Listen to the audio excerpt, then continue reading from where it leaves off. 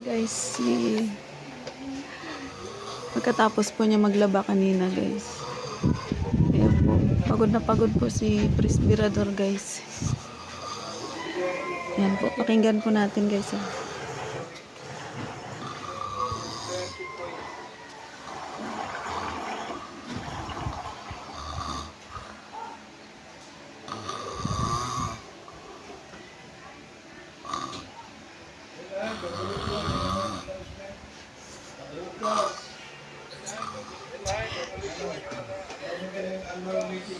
Ayan po, sa dami po nang nilaban niya kanina guys.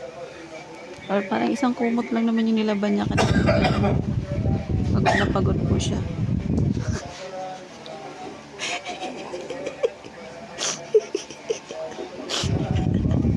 Napagod po siya kanina sa nilaban niya isang pirasong kumot. So, ayan guys. Siguro na-realize niya na nakakapagod pala maglaba. Kaya ayan po. Ayan po, pagod na po siya oh. Nahilig pa yan. Ayan po.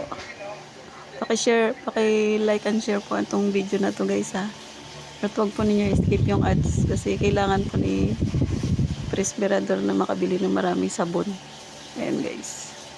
And thank you for watching.